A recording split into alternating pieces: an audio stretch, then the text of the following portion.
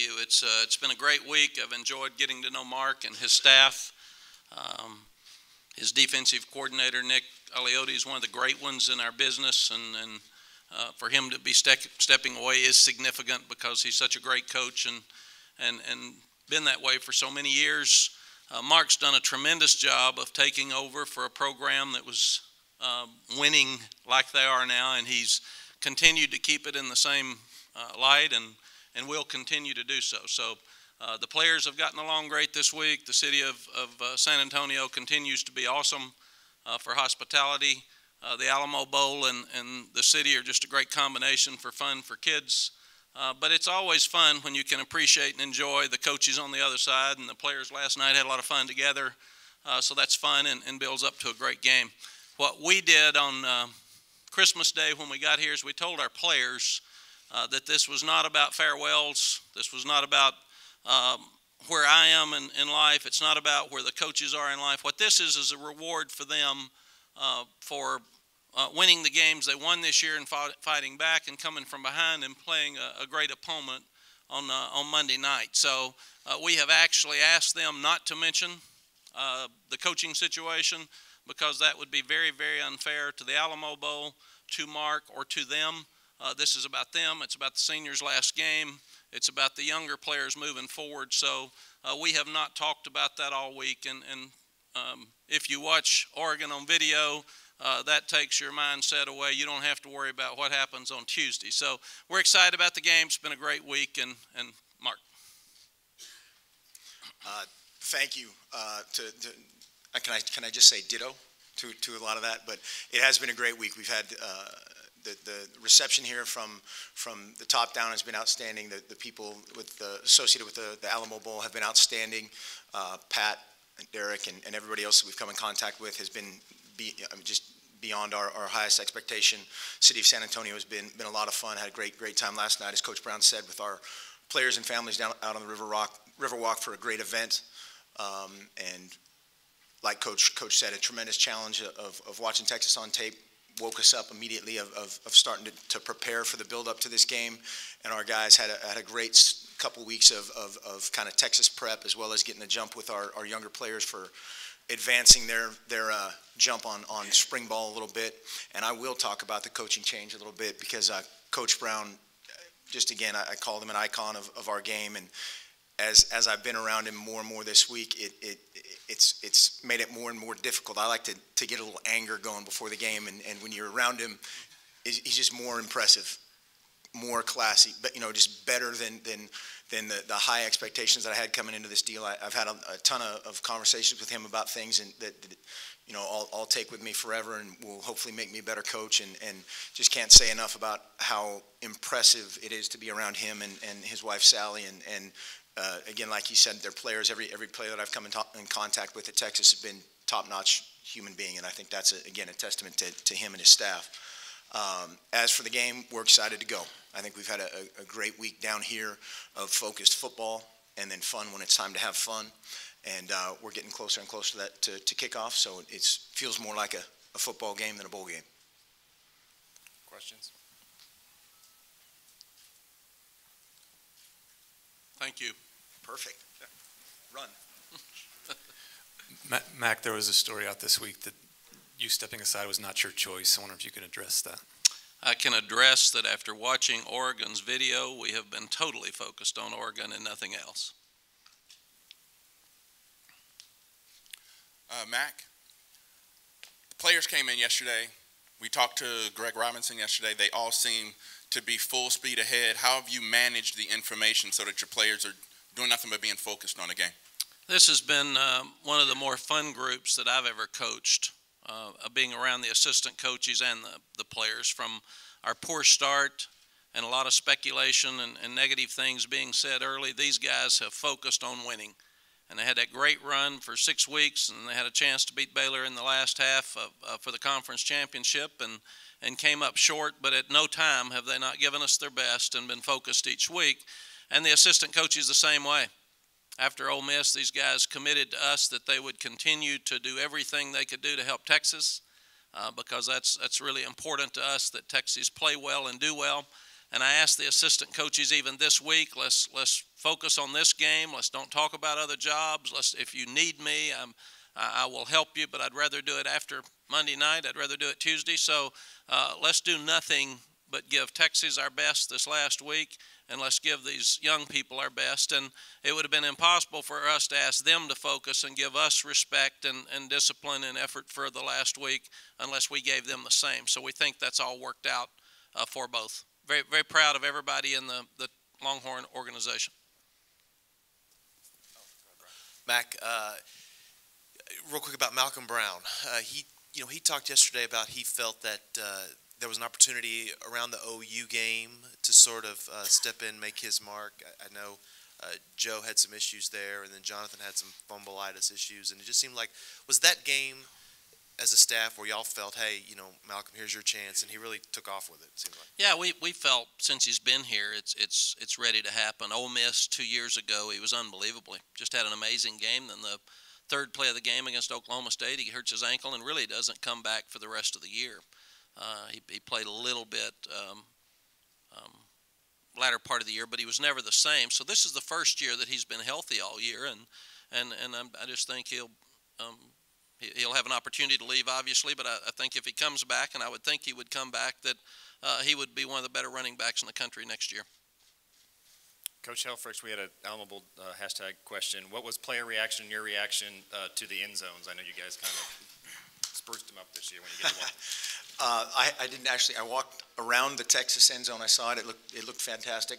I didn't get a chance to get down to the Oregon end zone, so hopefully we'll find that Monday night.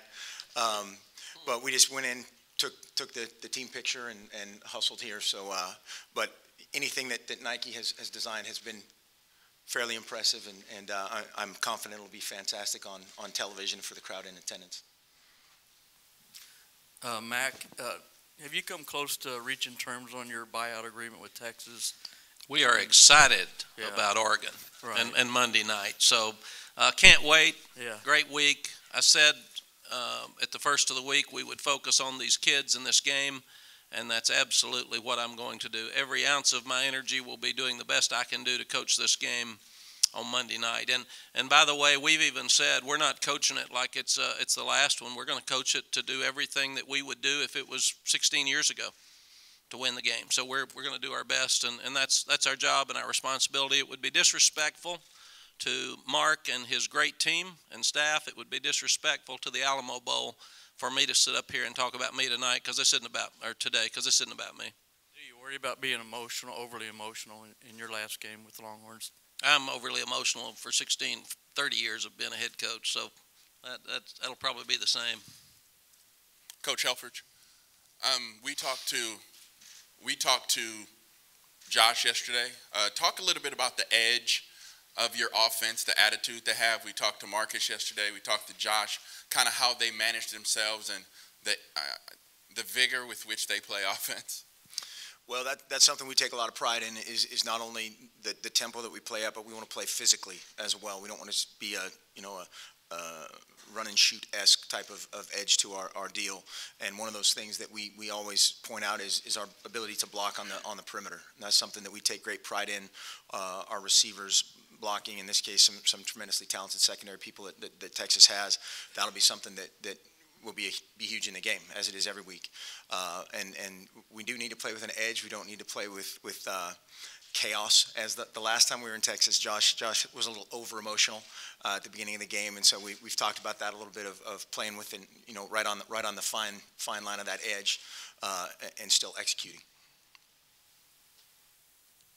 Mark, I know in talking to your players this week, they said the last 4 or 5 weeks have really been good for them to get their edge back.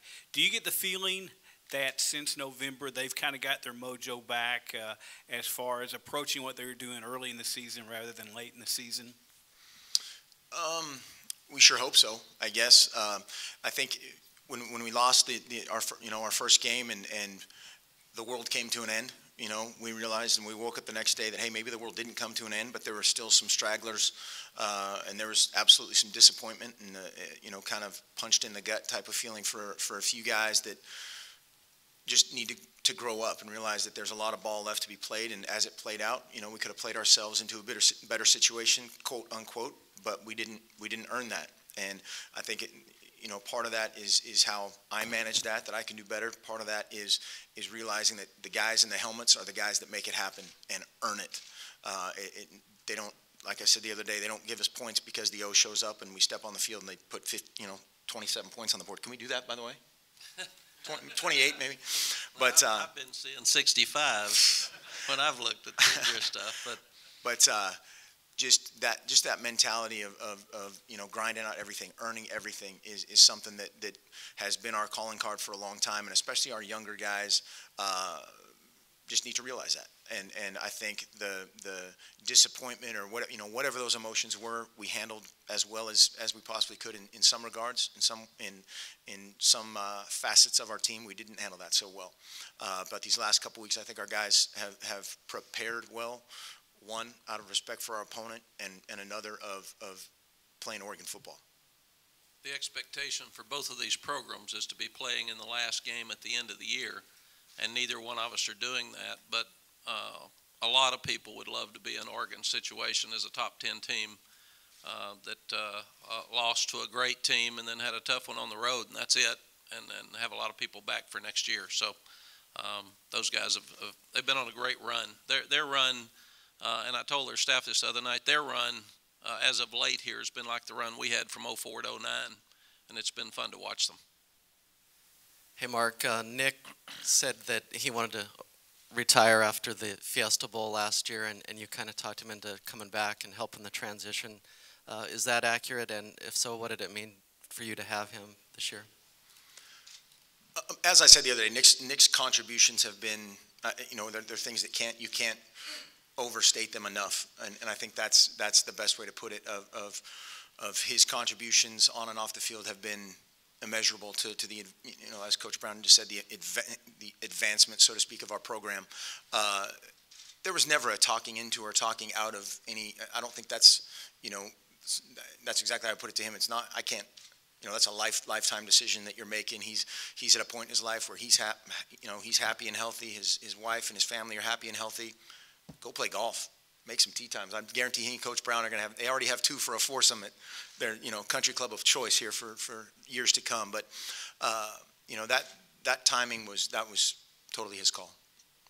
Nick told me he was a 20 handicap the other night. 24. I said, 24 the next time he sees you. Yeah. Oh, there's no question. I didn't buy any of it. Smart man. Mark, you said that your team couldn't quite match up from a talent standpoint to Texas. Where do they rank among the other teams you played this season?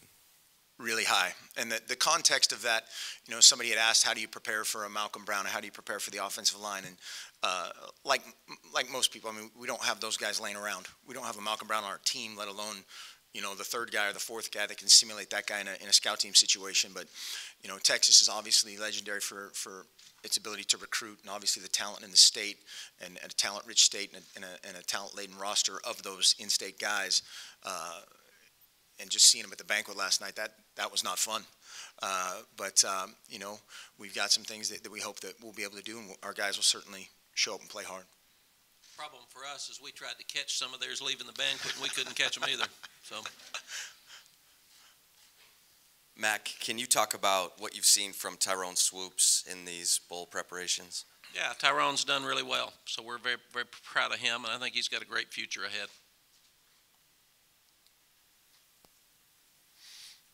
Mark, back here in the back, to your left, there you go. Last year at the Fiesta Bowl, you were offensive coordinator. Your responsibilities certainly were different. Can you talk about how you've managed as a head coach this year, the bowl responsibilities as a head coach? Just trying to make sure everybody's on time and working hard. I think for the most part of having a plan coming into it, of kind of how we've managed in the past, and tweaking some of those things, or getting some different input, whether it's from Jim Radcliffe, our strength coach, or, you know, of just peaking on Monday night. That's the whole point of this, and how we managed Christmas and all those things. We didn't do anything terribly different from a logistical standpoint from the last couple of years, but just getting, I think, more or less just the psychological nature of things, getting everybody's minds rested, happy, and healthy, and ready for these last couple weeks of pure Texas preparation. Mack, hindsight obviously being 20/20, but as you look back at this season, is there anything you could have done differently or you would have done differently as you look back on things, or did it play out just the way it was kind of meant to play out? No, I would have won all the games. That would have been the better thought for me if we could have done that by lots. Played a lot of guys, had happy moms and dads and happy media and happy fans. That would have been fun. We've done that, and it's a lot more fun. Mark, over here. What went into your decision to have Nick announce his retirement on Friday? Well, when we, he'd been talking about this for a while, and again, his thing that he kept saying is he wanted to manage the message, or be able to control the message, which in the modern Twitter verse, that's difficult if you don't make the announcement. And so when I asked, he was bringing this up, and the only way to do that would have been to do it before the game, because he wanted to tell the team and he wanted to tell the staff before anybody else. And to do that, you have to do that before Monday night. There's no other way. And I think the timing of it, just of how he wanted to do it with the press conference the next day, was something that worked out. But that was definitely a group decision. Mack, if the 4-team playoff was in effect now, do you think Oregon would be good enough to be one of those 4 teams? Let me give you his answer. Yes. No. I'd go 4. 4 with the best chance to win and get in there. No. Well, I said Mark announced Nick, so our farewell party wouldn't be good. He's got their defense pumped now, so that's it upstages. No, I do think that's one of the great things about the playoff moving forward. I'm hoping that at some point, if you get a great team like Oregon that has an injury or two and it costs you a game at midseason, I'd rather see it be 8 teams and see who the best teams are at the end. I think right now a loss in college football is the most difficult loss in any sporting event across the country. And I'm not saying that about Oregon. There's some other teams that we'd all like to see a playoff here. What a great playoff if we had about 4 more weeks of the best teams playing the best teams instead of some of the bowls we're watching. Very honestly, and still let those bowls be out there. But let's don't take a great team and have them in a lesser bowl. Let's let them have a chance to play for it at the end. And I think that's where we're headed. I wish it was more than 4, because next year we're going to be worried about who's 5 and who's 6, and somebody's going to get left out of that's a really good football team, because now I think we're going to see a national champion with 2 losses at some point in the next 4 or 5 years.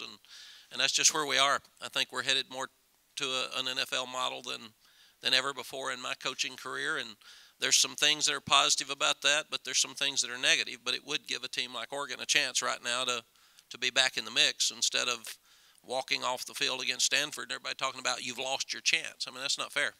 That's just it shouldn't be that way in my estimation. Any other questions?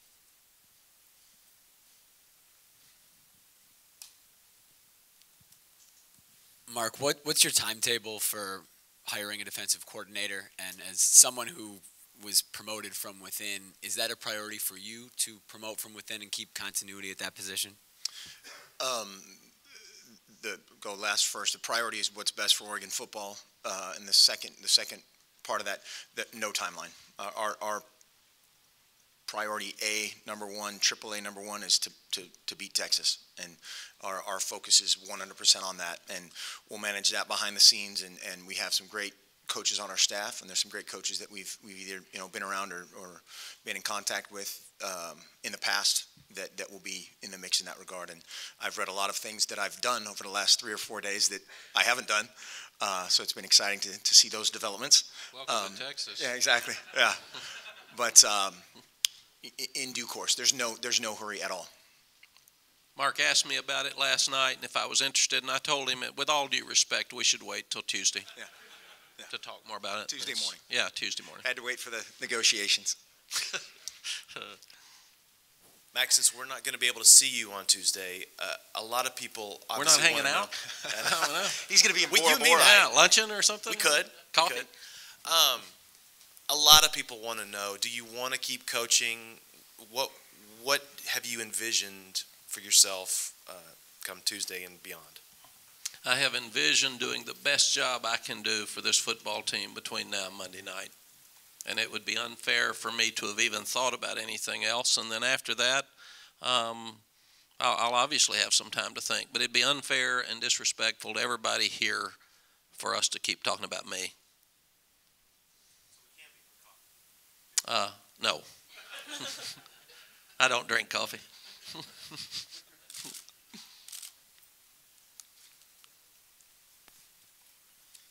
Mark, right here.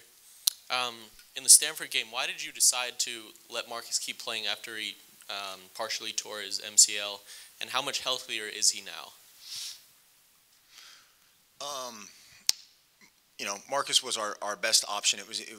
There was no point at which the medical team, you know, in any way was, hey, this guy's in danger. That you know, a detrimental kind of a situation to re-aggravate something would come up, and he was our best option. Marcus is a great player, and if we make 2 plays at the beginning of that game, it's a totally different story.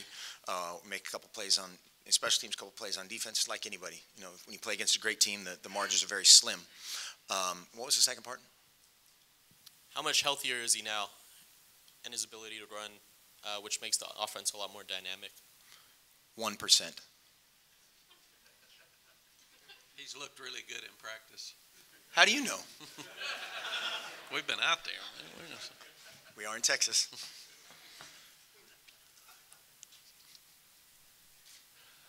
I just wanted to get your impressions, Coach Helfrich, of Texas defensive line, Jackson Jeffcoat, and your overall impressions of the defense.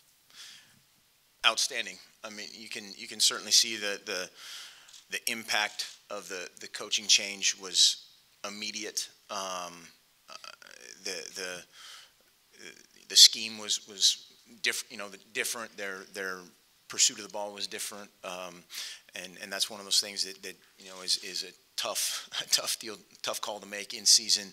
But the impact was huge. And to Jackson Jeffcoat is one of the many things that make them really good on defense. Two great corners that can cover anybody, and you see the best of the Big 12 getting locked up every week, and they do a great job of mixing a ton of coverages. They're very similar to Stanford in that way of a bunch of different coverages, a bunch of ways that they can attack formationally from a defensive standpoint, and then up front they do a great job of mixing and matching by game plan against. You know, they'll play one team completely different than another team, completely different than another, and so it kind of gives you a bunch of straws to pull out as far as what they're going to do against us. And so it'll be a game of adjustments at some point, and then a little bit of a game of just do what you do.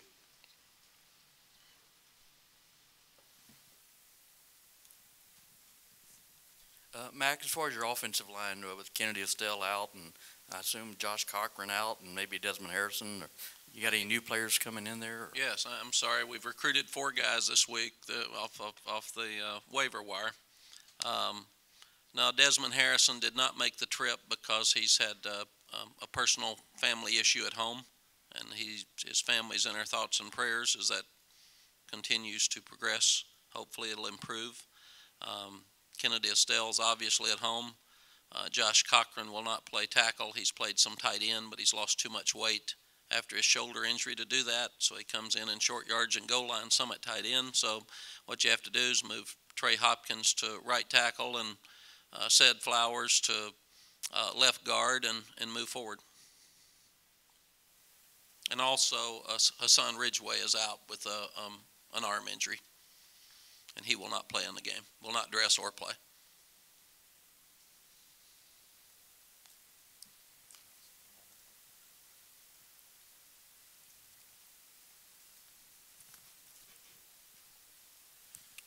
Mack, throughout the season, how much have injuries affected how you play and change, what you have to do? The biggest thing is it's part of the game. You go back and look, probably 8 of our top 10 players will not dress Monday night. So it's been a difficult thing. One of the things the new coach is going to have to look at is why we've had so many injuries over the last 3 years. And then I think nationally we've all got to look at it. It seems like there are more injuries out there this year than maybe in the past, or maybe we're just hearing about them more. But I think the biggest impact is at quarterback when the quarterback that you're playing isn't he doesn't run the same plays as the one that you were playing. So obviously you have to make a major change because Case is not a guy that's going to run the option and quarterback draws and do the things that David did. So that's been a pretty big burden for transition for our offensive staff to change as much as we had to. But I think they've done a good job, and Case has done a good job stepping up. It also affects you on special teams, and that's one of the things. When you look at a team to see how well they're coached, Oregon has probably had as many punt returns and kickoff returns for touchdowns as anybody in the country. And one of the things I always look to first is the speed of your team always shows up on special teams. The depth of your team shows up on special teams, but also your coaching. Because a lot of teams can run an offense, a lot of teams can run a defense, but these guys win a lot of games with kicking game, and that's very impressive. Mark, we talked to some of the guys yesterday about embracing the challenge of this being a semi-road game, considering it's here in Texas. Would you talk about that a little bit, about embracing being on the road? And I think the numbers are 80% are going to be Texas fans in the Alamo Dome tomorrow night. Yeah. Oh, and that's probably a conservative number too, but yeah, we've approached it exactly like a road game and a hostile road game. And just being in the Alamo Dome, this first time I've been in there, it's very similar to what's it called now, University of Phoenix Stadium, in terms of it's a big basketball arena with that'll be a great atmosphere. Along lines in our conference of a Washington, Oregon kind of hostile environment on the road, and it'll be loud, and hopefully we can do our part to keep that 20% doing the noise making. Mack, what's the best memory from your time at Texas? Oh boy, there's too many. 16 years, a long time, and it's been a wonderful ride, and I've had a great time, and University of Texas has been wonderful to me. Our family, we couldn't have had the memories and made the friends that we've had anywhere else as well as we have at the University of Texas. And some people have asked me that question. Then when I started, I said, oh, no, that one too, and no, this one, and gosh, that was fun, and oh my gosh, I forgot about that. And there's just way too many. I'll probably be able to reflect on that down the road sometime, but not right now.